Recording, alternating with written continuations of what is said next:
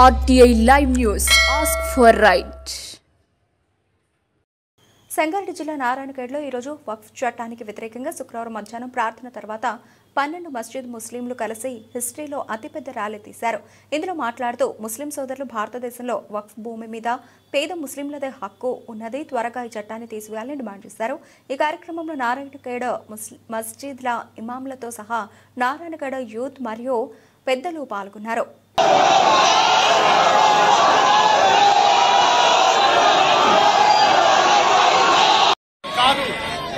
ఈ పోరాటం కేవలం ముస్లిం సోదరుల కోసమని మాట కాదు, యావత్ భారతదేశం కోసమే.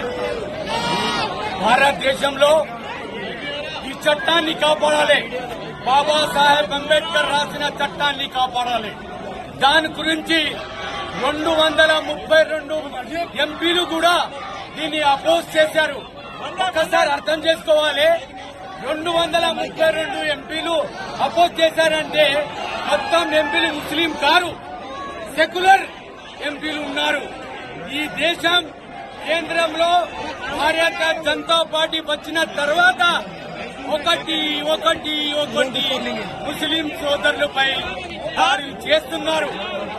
ఒక్కసారి మా బాబరీ మస్జిద్ ని గుంజుకున్నారు, ఒక్కసారి కామన్ సివిల్ కోడ్ తెచ్చారు, ఒక్కసారి బుర్ఖాపై మాట్లాడారు, మరి 3 తలాక్ గురించి మాట్లాడారు.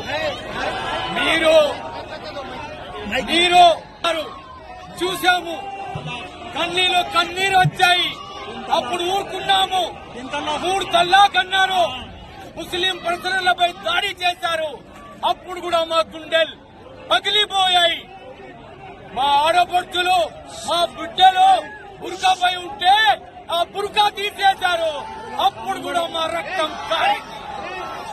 భూమిని గుంజుకున్నారు.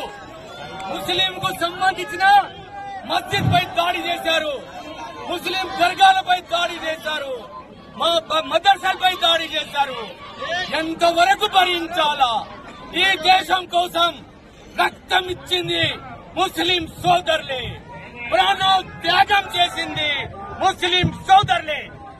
ప్రతిరోజు 5 సార్లు నమాజ్ చదివి ఈ భూతల్లిని మొక్కే ముస్లిం సోదరులు అని మేము గంటపదంగా చెప్తున్నాం.